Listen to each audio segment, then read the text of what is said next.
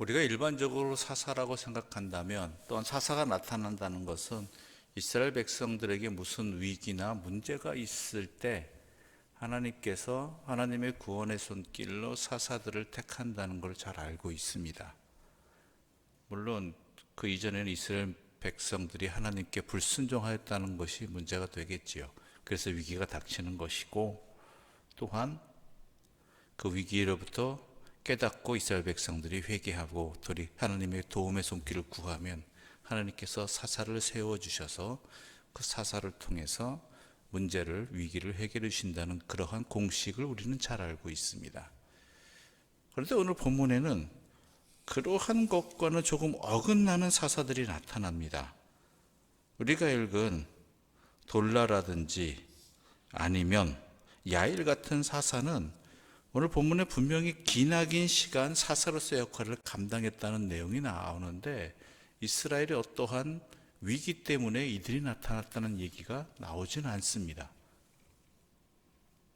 어떤 이방 민족의 침입을 받거나 아니면 그들 간에 어떤 다툼이 있거나 그러한 상황들이 전혀 기록되지 않았다라는 것이죠. 그러니까 여기서 우리는 궁금증이 생깁니다. 왜 사사가 세워졌을까? 그리고 왜 사사가 그동안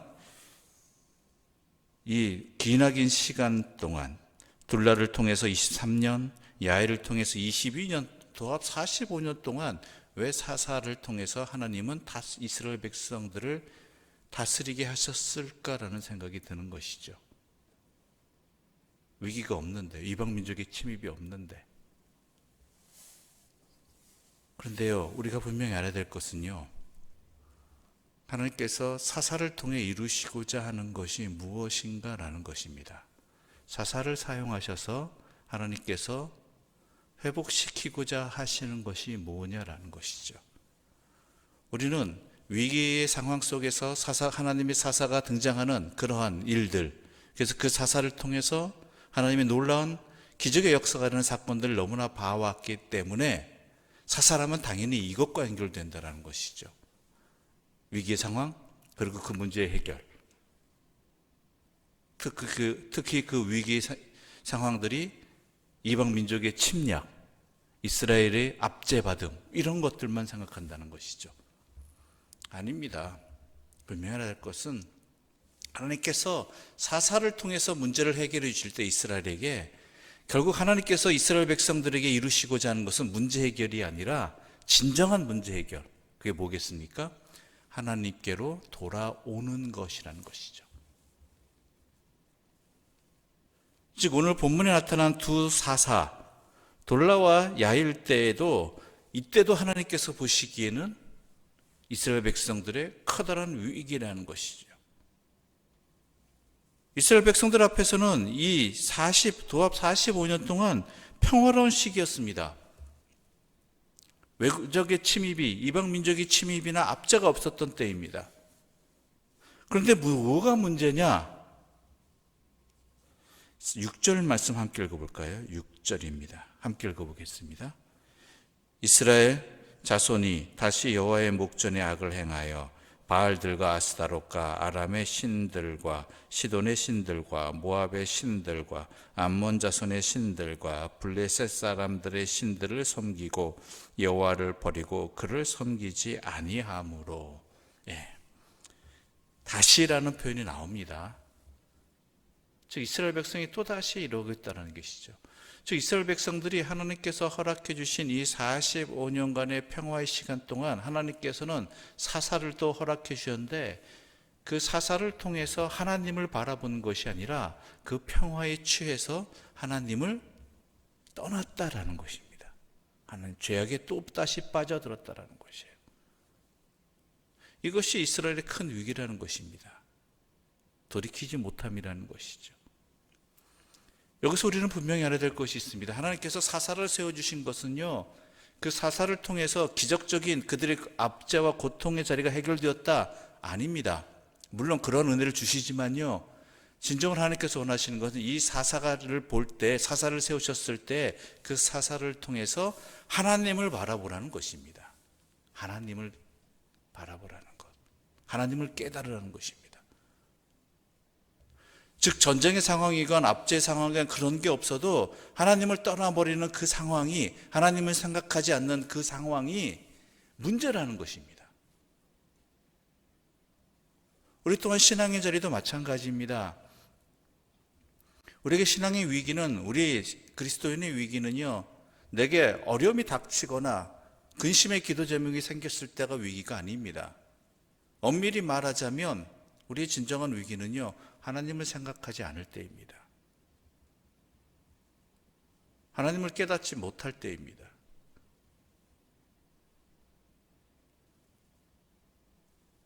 사사를 통해서 하나님이 보이지 않을 때입니다. 이게 진정한 위기라는 것이죠. 우리들은 문제 해결을 바라보다 보면 하나님을 생각하지 않을 때가 있습니다. 문제가 해결되면 끝이라고 생각을 해요.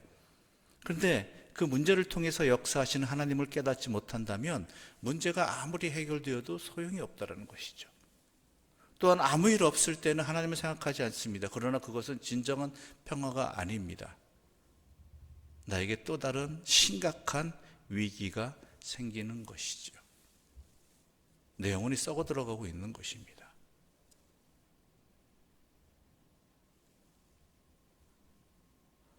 이건 우리들의 문제이기도 합니다.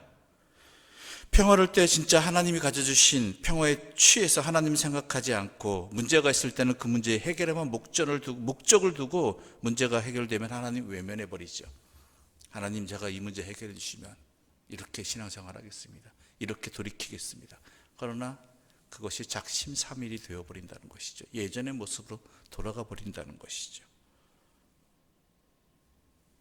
그러니까 현재 문제 해결이 하나님보다 더 큰 존재가 되어버려요. 이것을 사사기에 뭐라고 표현합니까? 하나님 없는 것처럼 자기 소견에 좋은 대로 살아간다라고 이야기합니다.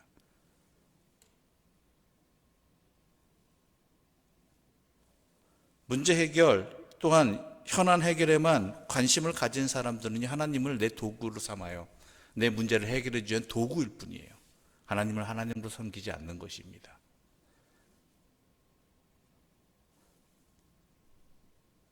그러니까 이스라엘이 45년간의 평화했지만 이 동안에 이들의 백성에게는 이들이 하나님의 곁을 떠나는 삶, 하나님을 생각하지 않는 삶 속에서 하나님을 생각할 수 있도록, 하나님을 돌아보고 하나님께 돌아올 수 있도록 사사들을 세워주신 것이었는데, 그 사사들을 통해서 하나님을 바라보지 못하는 삶을 살았고, 그 결과가 오늘 6절에 나타난 대로 이스라엘 백성들이 다시 하나님 아닌 하나님을 떠난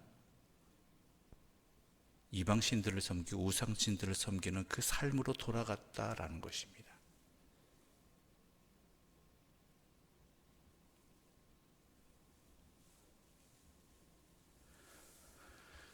이걸 제대로 알아야 됩니다. 여러분, 사사는 하나님께서 하나님께 돌아오라는 이정표로 세워주신 존재들이고, 그 어느 상황에서나 하나님을 놓치지 말라라고 말씀해 주시는 그런 하나님의 도구인 것입니다. 전쟁의 상황 때만 하나님께서 사사를 허락하신 것이 아니라 평화의 때도 하나님께서 사사를 허락해 주신 이유가 바로 여기 있다라는 것이죠.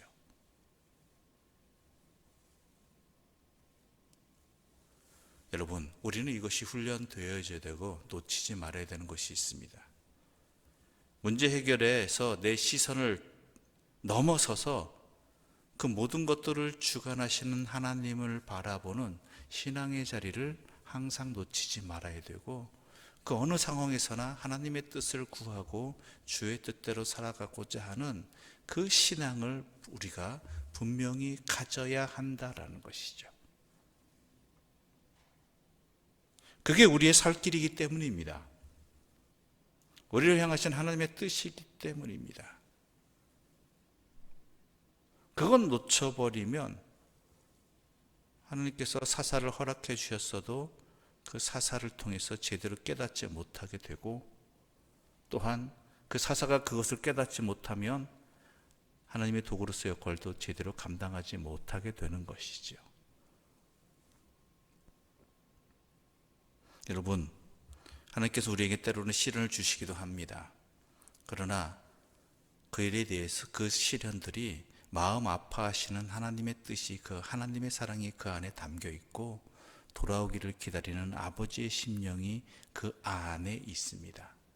참된 회복은 하나님과 함께하며 살아갈 때, 하나님께 돌아올 때 있는 것입니다. 그러면 나에게 진정한 평화는 하나님 안에 있을 때이고, 또한 나에게 위기 극복을 통해서, 문제 해결을 통해서 이루어야 될 결론은 문제 해결이 아니라 그 너머에 있는 그 이상의 하나님 앞에 내가 돌아오고 회복되어지는 것에 있음을, 하나님 안에 거하는 것에 있음을 우리가 분명히 알아야 한다라는 것이죠. 그게 우리의 생명의 삶입니다. 그게 영생입니다.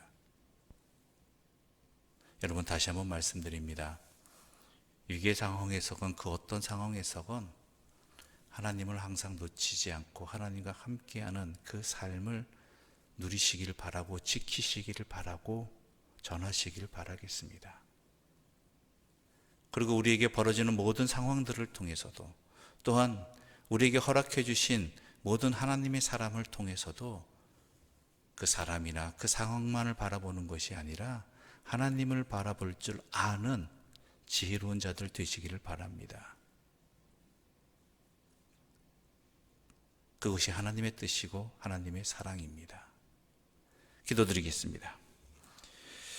하나님 아버지, 감사합니다. 하나님께서 이스라엘 백성들에게 위기의 상황이 아님에도 사사를 허락하신 것, 또한 위기의 상황 속에서 사사를 허락해 주신 것, 다 이스라엘 백성들을 향하신 하나님의 깊으신 뜻이 있음을 오늘 말씀을 통해서 다시 한번 깨닫게 되고, 또한 내 삶에 적용하게 해주시니 감사합니다. 주여, 우리에게 진정한 위기는 하나님을 떠나는 것, 하나님을 잊어버리는 것, 하나님을 생각하지 않는 삶을 사는 것임을 분명히 알게 하여 주시옵소서. 아무 일 없고 평화롭고 모든 것이 잘 된다 할지라도 그 모든 순간 속에서 하나님을 생각하지 않는다면 그건 내 영혼이, 내 삶이 진정한 위기 속에 빠져 있음을, 어려움 속에 처해 있음을 분명히 알게 하여 주시옵소서. 그 어떤 시련과 어려움이 있더라도 우리가 분명히 그 일들을 통해서 회복해야 될 것은 문제 해결을 넘어서서 역사하시는 하나님의 그 앞에 서게 되는 것, 주의 뜻을 깨닫는 것, 주와 함께 동행하는 것에 있음도 알게 하여 주시옵소서. 그래야 참된 영생의 삶을 살게 해주시고 주님과 동행하는 참된 기쁨 속에서 그 어떤 시련 내에도 흔들리지 아니하는 평안을 누리며 살아가게 하여 주시옵소서. 예수님의 이름으로 기도드립니다. 아멘.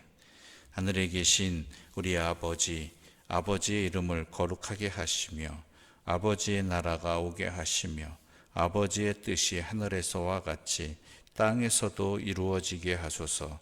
오늘 우리에게 일용할 양식을 주시고 우리가 우리에게 잘못한 사람을 용서하여 준 것 같이 우리 죄를 용서하여 주시고 우리를 시험에 빠지지 않게 하시고 악에서 구하소서. 나라와 권능과 영광이 영원히 아버지의 것입니다. 아멘.